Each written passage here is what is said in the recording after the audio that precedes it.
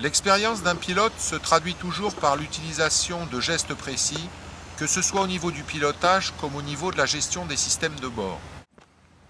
Nous allons voir comment, ramené au simple réglage des instruments, un pilote débutant peut rivaliser de savoir-faire avec un pilote confirmé juste en appliquant un principe très simple.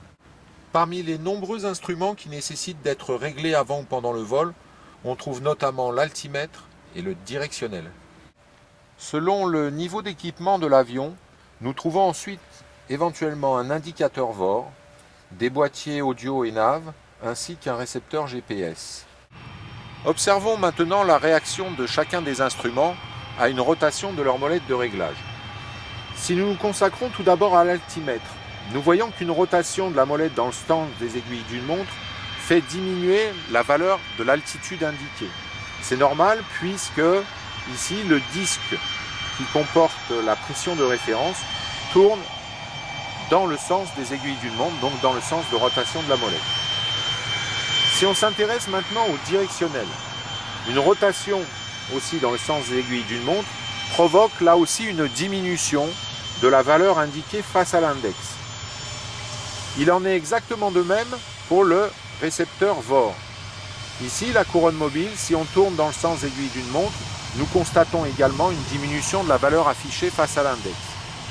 On pourra donc retenir le moyen mnémotechnique suivant. Pour les instruments à cadran circulaire, C pour circulaire, D pour droite, donne D pour diminution.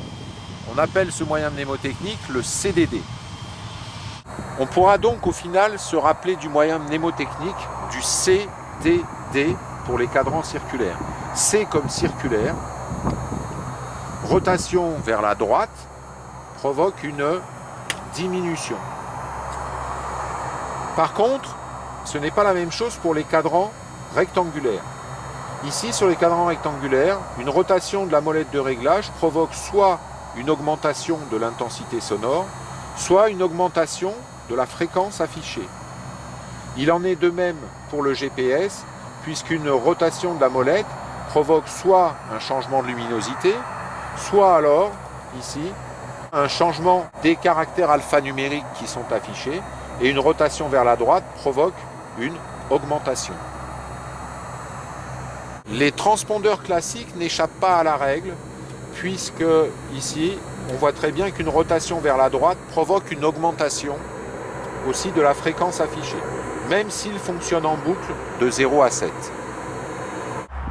C'est à l'aide de moyens pédagogiques simples que l'élève pilote peut progresser dans sa gestion des instruments et des systèmes de bord. Cela lui permettra de prendre rapidement confiance en lui et de diminuer sa charge de travail, tant au sol qu'en